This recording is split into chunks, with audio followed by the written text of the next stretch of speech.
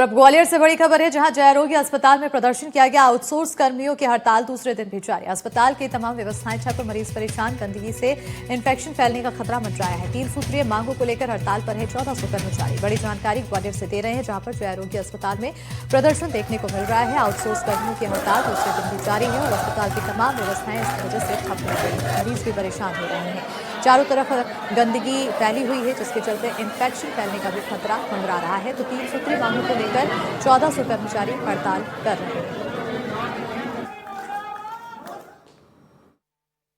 Actually जो उनसे जो बात करके कंपनी वालों से पता किया है, तो उनके कुछ एरियर और बोनस का मैटर है, वो नहीं मिला है। तो कुछ लोगों ने इन लोगों को भड़का के और वो लोग हड़ताल पे हैं। अभी हमने कंपनी वालों को भी और ये जो हड़ताल में हैं उनके प्रतिनिधियों को बुलाया है, उनसे भी बात करने वाले हैं, क्योंकि कोई ना कोई इसका समाधान बहुत ज़रूरी है। अन्यथा मरीज वहाँ पर परेशान हो रहे हैं, चिकित्सकों को भी दिक्कत आ रही है। तो मुझे उम्मीद है जल्दी उसका अभी कोई ना कोई हल निकल आए। हड़ताल के कारण सफाई, गार्ड, सुरक्षा जैसी व्यवस्थाएं गड़बड़ होने के लिए क्या वैकल्पिक व्यवस्था है? सामान्य तौर पे है, क्योंकि वो साफ सफाई वालों का जो काम है और तो कोई कर नहीं सकता। वो अगर ऐसी स्थिति में रहते हैं तो दिक्कत तो आती है, लेकिन उसको संज्ञान में लेके अभी मैंने अधीक्षक को भी बुलाया है कि तात्कालिक व्यवस्था करने के लिए नगर निगम से संपर्क करें।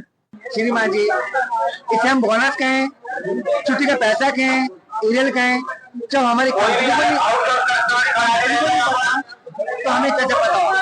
देखिए श्रीमान, किसी को मैं आपके माध्यम से अपने अधिकारियों तक ये बात पहुंचाना चाह रहा हूँ कि इतने लोग बैठे हुए हैं कि आप ही बताइए कि आपने पैसा किस चीज का डाला है। किसी को 5000, किसी को 6000, किसी को 8000, किसी को 7000। तो अगर आप निजी बताते, आप निजी बोल देते कि भाई ये छुट्टी का पैसा है या बोनस है, तो इतने लोग परेशान ना होते। उनका कंसर्न होता है, हर आदमी का कंसर्न होता है, लेकिन आपको कुछ नहीं बताया गया।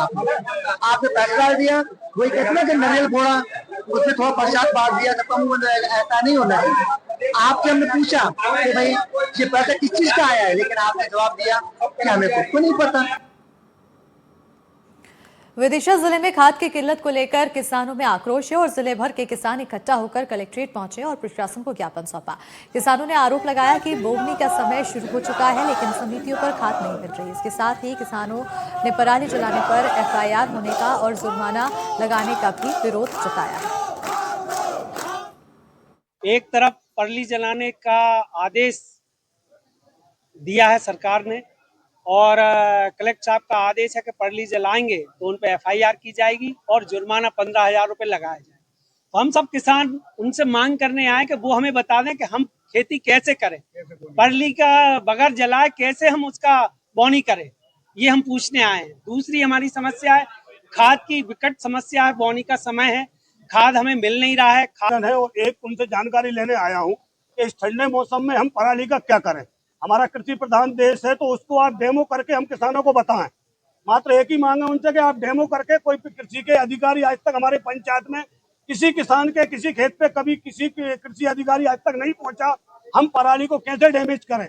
दूसरी बात, जो खाद नहीं दे रहे हैं ऑफलाइन, जो कलेक्टर साहब का आदेश है खाद देने का, इसके बाद भी खाद नहीं दे रहे हैं। मात्र 2 मांगों के लिए आए हम, बाकी हमारे ठाकुर साहब ने बता दिया है। किसान भाइयों के द्वारा एक ज्ञापन दिया गया है, इसमें खाद की आपूर्ति का एक विषय भी था।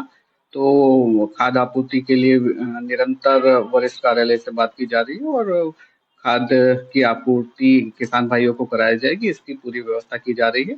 और इसके अलावा अन्य विषयों के संबंध में भी विभागों को कार्रवाई करने के लिए निर्देश जारी किए जा रहे हैं।